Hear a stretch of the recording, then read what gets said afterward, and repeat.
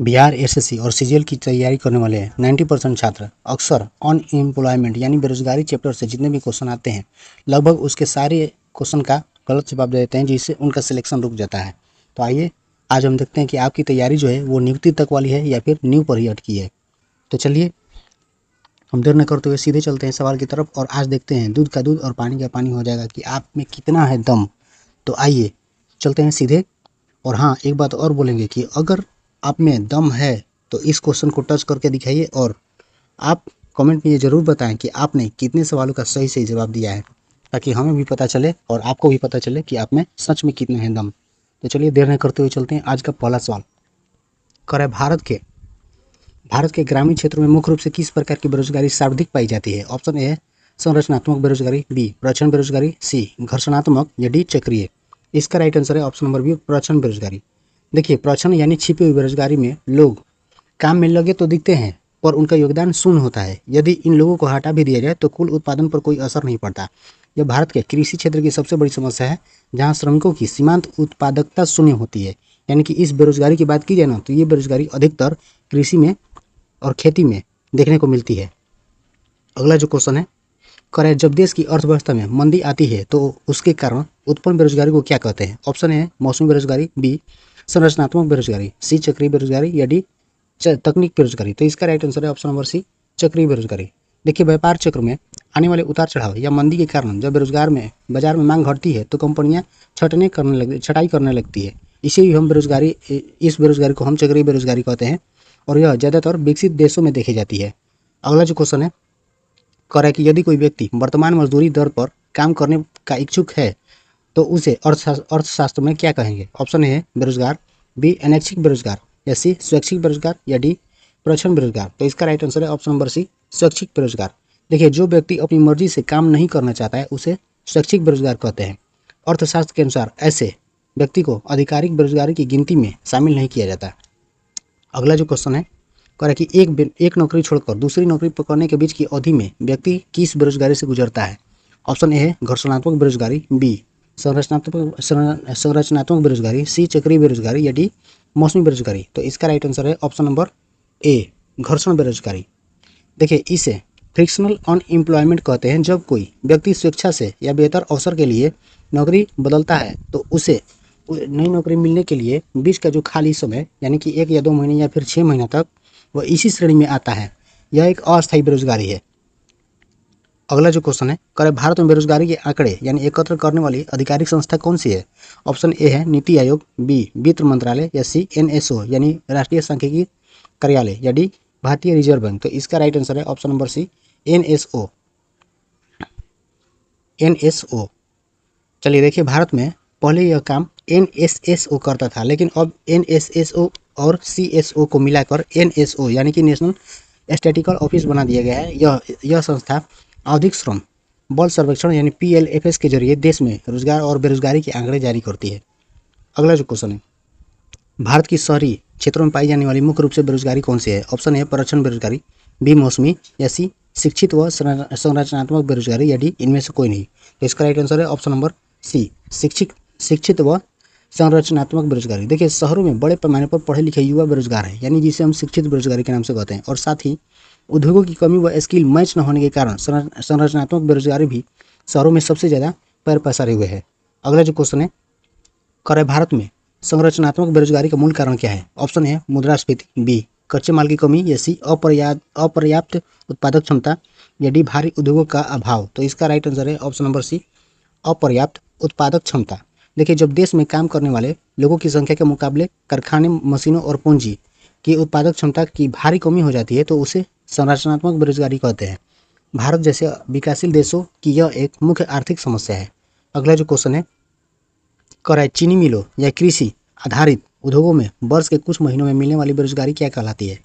Option है घर्षणात्मक, B मौसमी, सी तकनीक या डी चक्रीय। तो इसका राइट आंसर है ऑप्शन नंबर बी मौसमी बेरोजगारी। देखिए, मौसम बदलने या सीजन खत्म होने पर जब काम बंद हो जाता है, जैसे मान लीजिए गन्ना की कटाई के बाद चीनी मिलें बंद होना, तो उसे मौसमी बेरोजगारी कहते हैं। और इसमें मजदूर जो होते हैं वो साल के 4 या 6 महीने बेरोजगार रहते हैं।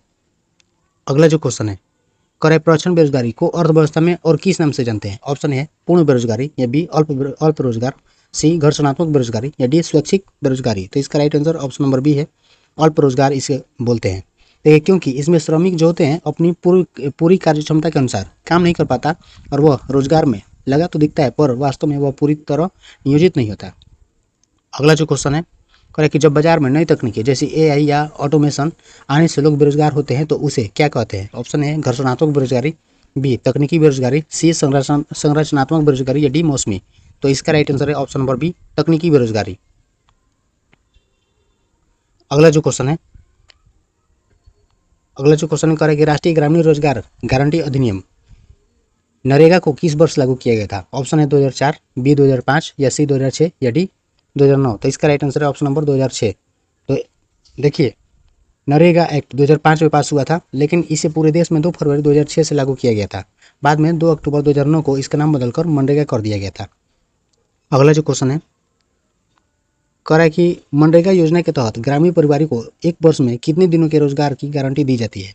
ऑप्शन ए है 50, बी 100 या सी 150 या डी 200। तो इसका राइट आंसर है ऑप्शन नंबर बी 100 दिन का रोजगार दी जाती है। कह रहा है इस योजना के तहत ग्रामीण क्षेत्रों के अकुशल श्रमिकों को एक वित्तीय वर्ष में कम से कम 100 दिनों की गारंटी शुदा रोजगार के कानूनी अधिकार मिलता है। सूखाग्रस्त क्षेत्रों में इसे बढ़ाकर 150 दिन किया जा सकता है। अगला जो क्वेश्चन है किसी देश में बाल श्रम में किस आयु वर्ग के लोगों को शामिल किया जाता है। ऑप्शन ए है 14 से 50 वर्ष, बी 15 से 59 वर्ष, सी 18 से 60 वर्ष या डी 15 से 65 वर्ष। तो इसका राइट आंसर है ऑप्शन नंबर सी 15 से 59 वर्ष। देखिए अर्थशास्त्र के अनुसार कार्यशील जनसंख्या या श्रम बल के अंतर्गत 15 से 59 वर्ष की आयु के लोगों को ही गिना जाता है और 15 वर्ष से कम और 59 वर्ष से अधिक उम्र के लोगों को आश्रित आबादी माना जाता है। और अगला क्वेश्चन है कर भारत में बेरोजगारी की समस्या मूलतः किस प्रकार की समस्या मानी जाती है। ऑप्शन है सामाजिक, बी राजनीतिक, सी ढांचागत या संरचनात्मक आर्थिक समस्या या डी केवल मौसमी समस्या। इसका राइट आंसर है ऑप्शन नंबर सी ढांचागत संरचनात्मक आर्थिक समस्या। देखिए भारत में व्यापक बेरोजगारी के कारण जनसंख्या विस्फोट और देश के आर्थिक ढांचे का कमजोर होना है जिसके कारण यह एक गंभीर संरचनात्मक आर्थिक समस्या है। अगला जो क्वेश्चन है करके भारत में शिक्षित बेरोजगारी बढ़ने का सबसे प्रमुख दोषपूर्ण कारण क्या है। ऑप्शन है कॉलेजों की अत्यधिक जनसंख्या, बी व्यवहारिक और रोजगारोन्मुखी शिक्षा का अभाव, सी उच्च सरकारी फीस या डी युवाओं का आलस। तो इसका right answer option number B है व्यवहारिक और रोजगारी शिक्षा का अभाव। देखिए हमारी शिक्षा प्रणाली में किताबी ज्ञान ज़्यादा है और कौशल विकास यानी स्किल की बात करें ना तो स्किल डेवलपमेंट की भारी कमी है। यही कारण है कि डिग्री होने के बावजूद युवा कंपनियों की कसौटी पर खरे नहीं उतर पाते हैं जिसके चलते यह बेरोजगारी उत्पन्न होती है। अगला जो क्वेश्चन है पर्यवेक्षण बेरोजगारी में श्रमिकों की सीमांत उत्पादकता कितनी होती है। ऑप्शन ए है 0, बी ऋणात्मक, सी धनात्मक या डी अनंत। इसका राइट आंसर है ऑप्शन नंबर ए 0 होती है। देखिए यह BSSC का सबसे पसंदीदा सवाल है, समझ गए। देखिए पर्यवेक्षण बेरोजगारी में सीमांत उत्पादकता जो है ना हमेशा 0 होती है क्योंकि अतिरिक्त श्रमिकों के जुड़ने से कुल उत्पादन में 1 किलो का भी इजाफा नहीं हो पाता है। अगला जो क्वेश्चन है निम्नलिखित में से कौन सा उपाय भारत में बेरोजगारी दूर करने में सबसे प्रभावी साबित हो सकता है। ऑप्शन है केवल कृषि ऋण देना, बी व्यावसायिक व कौशल शिक्षा पर जोर या सी सरकारी नौकरियां बढ़ाना या डी विदेश यात्रा। तो इसका right answer option number B है व्यावसायिक कौशल शिक्षा पर जोर देना। देखिए मेक इन इंडिया और स्किल इंडिया जैसे कार्यक्रम इसी सोच पर आधारित है और युवाओं को हुनरमंद बनाकर ही देश में स्वरोजगार और वास्तविक नौकरियों के अवसर पैदा किया जा सकते हैं। अगला जो क्वेश्चन है विकसित देश जैसे अमेरिका ब्रिटेन में मुख्य रूप से किस प्रकार की बेरोजगारी पाई जाती है। ऑप्शन है पर्यवेक्षण और मौसमी, बी चक्रीय और घर्षणात्मक, सी संरचनात्मक या डी पूर्ण बेरोजगारी। तो इसका right answer option number B है चक्रीय और घर्षणात्मक बेरोजगारी। देखिए विकसित देशों में मंदी के कारण चक्रीय और बेहतर काम तलाशने के दौरान घर्षणात्मक बेरोजगारी ही मुख्य रूप से देखने को मिलती है। वहाँ भारत की तरह बुनियादी ढांचे की कमी से होने वाली संरचनात्मक बेरोजगारी नहीं होती। अगला जो क्वेश्चन है भगवती समिति का संबंध भारत में किस विषय से है। ऑप्शन है कर सुधार, बी बैंकिंग सुधार या सी बेरोजगारी के अनुमान या डी कृषि नीति। तो इसका राइट आंसर है ऑप्शन नंबर सी बेरोजगारी के अनुमान। देखिए 1973 में गठित भगवती समिति ने भारत में बेरोजगारी को मापने के लिए 3 प्रमुख दृष्टिकोण यानी सामान्य स्थिति, साप्ताहिक स्थिति और दैनिक स्थिति की सिफारिश की थी जिसे बाद में NSSO ने अपनाया था। अगला जो क्वेश्चन है युवा बेरोजगार से क्या तात्पर्य है। ऑप्शन है 60 वर्ष से अधिक उम्र के बेरोजगार, बी 15 से 29 वर्ष के युवा वर्ग के बेरोजगार युवा या सी स्कूली बच्चे व डी अनपढ़। तो इसका राइट आंसर है ऑप्शन नंबर बी 15 से 29 वर्ष के जो आयु वर्ग के लोग हैं ना, बेरोजगार युवा, इन्हीं को शामिल करते हैं। देखिए, राष्ट्रीय युवा नीति के अनुसार 15 से 29 वर्ष के लोग जो आयु सीमा के हैं, जो काम की तलाश में हैं पर उन्हें काम नहीं मिलता, युवा बेरोजगार के अंतर्गत आते हैं। भारत में इसी वर्ग के बेरोजगारी जो है ना, बेरोजगार दर सबसे चिंताजनक बनी हुई है। अगला जो क्वेश्चन है, प्रचंड बेरोजगारी मुख्य रूप से किस क्षेत्र में अधिक पाई जाती है? ऑप्शन ए है सेवा क्षेत्र, बी निर्माण क्षेत्र, सी कृषि क्षेत्र या डी सूचना क्षेत्र। इसका राइट आंसर है ऑप्शन नंबर सी, कृषि क्षेत्र, जिसे हम प्राइमरी सेक्टर के नाम से भी जानते हैं। देखिए, प्राथमिक या कृषि क्षेत्र में भूमि का टुकड़ा सीमित होता है, लेकिन उस पर निर्भर करने वाले परिवार के सदस्यों की संख्या बढ़ती जाती है, जिससे कृषि में प्रचंड बेरोजगारी का जन्म होता है। अगला जो क्वेश्चन है, कराए छिपी हुई बेरोजगारी को उजागर करने के लिए कृषि क्षेत्र में क्या सुधार आवश्यक होते हैं? ऑप्शन ए है कराई कृषि का आधुनिकीकरण और गैर कृषि रोजगार का सृजन करना, बी खेती बंद करना, सी केवल मुफ्त अनाज बंटना या डी शहरों को बंद करना। तो इसका राइट आंसर है ऑप्शन नंबर ए, कृषि का आधुनिकीकरण और गैर कृषि रोजगार का सृजन करना। ए नंबर ऑप्शन है इसका।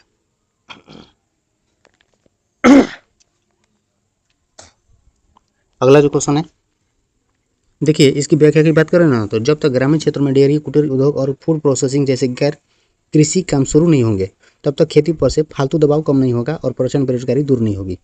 अगला जो क्वेश्चन है, कराएगी बल श्रम और कार्यबल के बीच के अंतर को क्या कहा जाता है? ऑप्शन है कुल जनसंख्या, बी बेरोजगारी व्यक्तियों की संख्या, या सी राष्ट्रीय आय, या डी साक्षरता दर। तो इसका राइट आंसर है ऑप्शन नंबर बी, बेरोजगारी व्यक्तियों की संख्या। देखिए, श्रम बल, जो लोग काम करने के इच्छुक हैं, यानी कार्यबल, और कार्यबल हम उसे बोलेंगे जिन्हें वास्तव में काम मिला हुआ है। इन दोनों को आपस में घटाने पर जो संख्या बचती है वही देश की वास्तविक बेरोजगारी संख्या कहलाती है। अगला जो क्वेश्चन है, स्टैगफ्लेशन, जिसे हम मुद्रास्फीति बोलते हैं, की स्थिति में अर्थव्यवस्था में बेरोजगारी पर क्या प्रभाव पड़ता है? ऑप्शन ए है बेरोजगारी घटती है, बी बेरोजगारी उच्च स्तर पर स्थिर या बढ़ती है, सी बेरोजगारी शून्य हो जाती है, या डी कोई प्रभाव नहीं पड़ता है। तो इसका राइट आंसर है ऑप्शन नंबर बी, बेरोजगारी उच्च स्तर पर स्थिर या बढ़ती है। देखिए, स्टैगफ्लेशन जो है ना, एक बहुत ही खतरनाक स्थिति है जहां बाजार में मंदी और महंगाई दोनों एक साथ बढ़ते हैं। आर्थिक विकास रुकने के कारण इसमें बेरोजगारी बहुत तेजी से ऊपर भागती है। अगला जो क्वेश्चन है, कराए स्वर्ण जयंती शहरी रोजगार योजना का मुख्य उद्देश्य क्या है? ऑप्शन है केवल गांव का विकास, बी शहरी क्षेत्रों में निर्धनों को स्वरोजगार व मजदूरी रोजगार देना, सी विदेशों में नौकरी दिलाना, या डी कंप्यूटर बांटना। इसका right answer option number B है, कराए शहरी क्षेत्रों में निर्धनों को स्वरोजगार व मजदूरी देना। देखिए, दिसंबर 1997 में शुरू की गई इस योजना का मुख्य फोकस शहरों के बेरोजगार और गरीब लोगों को हुनर सिखाकर स्वरोजगार को तैयार करना और उन्हें रोजगार के अवसर देना।